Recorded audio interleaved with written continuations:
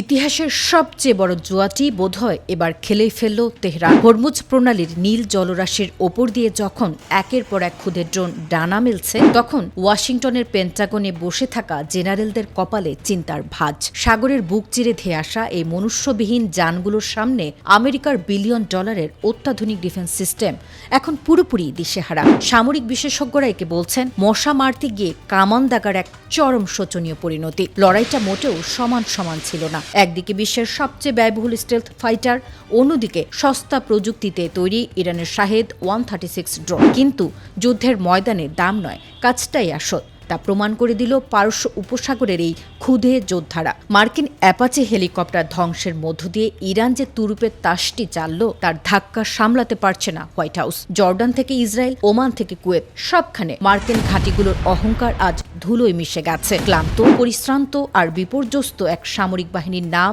এখন মার্কিন সেন্টকম। হরমুজের আন্তর্জাতিক জলপথে বাণিজ্যিক জাহাজগুলোকে পাহারা দিতে গিয়ে দিনরাত আকাশে উঠতে হচ্ছে মার্কিন যুদ্ধ বিমানগুলোকে। সেন্টকম দাবি করেছে তারা ইরানের ছোড়া সব ওয়ান-ওয়ে সুসাইড ড্রোন ভূপাতিত করেছে, কিন্তু এই খতিয়ানের আড়ালেই লুকিয়ে আছে তাদের জীবনের সবচেয়ে বড় লজ্জা। কারণ নিচ দিয়ে উড়ে আসা এই ড্রোনের ঝাঁক ধ্বংস করতে গিয়ে মার্কিন বিমানগুলো নিজেদের কার্যক্ষমতা হারাচ্ছে।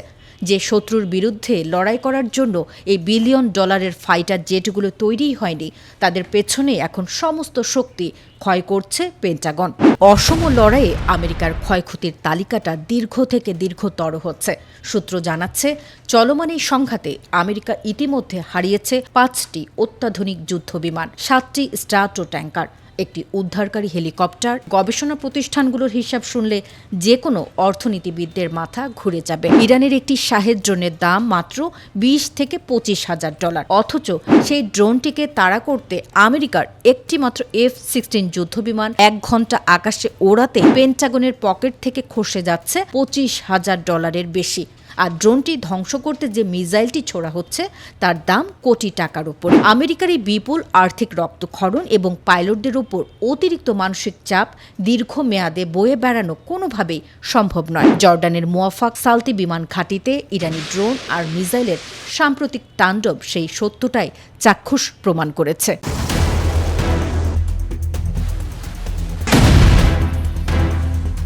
ওমান সাগরের বুক চিরে ধেয়ে এলো মার্কিন মিসাইল, আর মুহূর্তে নিভে গেল 3টি ভারতীয় প্রাণ।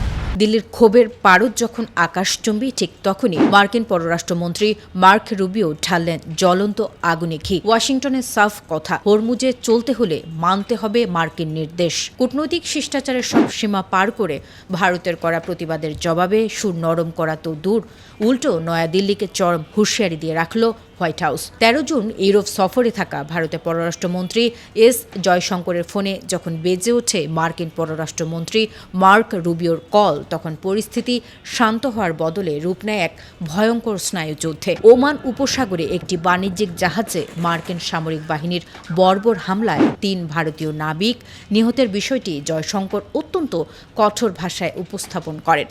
কিন্তু পরাশক্তির অহংকারে মত্ত রুবিও সাফ জানিয়ে দেন, হরমুজ প্রণালীতে যুক্তরাষ্ট্রের আরোপ করা অবরোধের লঙ্ঘন এবং ইরানের তেলের অবৈধ পরিবহন কোনোভাবেই বরদাস্ত করা হবে না। চলতি সপ্তাহে কৌশলগতভাবে অত্যন্ত গুরুত্বপূর্ণ এই তেল পরিবহন পথকে কেন্দ্র করে মধ্যপ্রাচ্যে তীব্র উত্তেজনা বিরাজ করছে।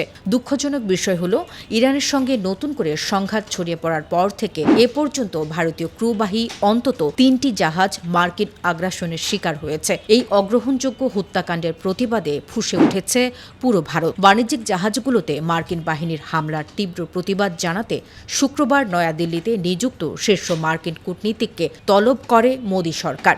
চলতি সপ্তাহে এ নিয়ে দ্বিতীয়বারের মতো মার্কিন কূটনীতিককে দিল্লির অফিসে এনে তীব্র ভৎসনা করা হয়। ভারত কেন এই রুটের নিরাপত্তা নিয়ে এত চিন্তিত? আসলে ভারতের অপরিশোধিত তেলের একটি বিশাল অংশ আসে মধ্যপ্রাচ্য থেকে, যা এই হরমুজ প্রণালী হয়েই ভারতের বন্দরে পৌঁছায়। তাই এই রুটের সামান্য বিশৃঙ্খলাও ভারতের অর্থনীতির ভিত্তিকে নাড়িয়ে দিতে পারে। অন্যদিকে মার্কিন প্রশাসন এখানে ইরানের একক নিয়ন্ত্রণ বা কোনো একক আধিপত্য মেনে নিতে রাজি নয়, আর সে কারণে বাণিজ্যিক জাহাজগুলোকে মার্কিন নির্দেশনা মানার জন্য জোর খাটাচ্ছে ওয়াশিংটন।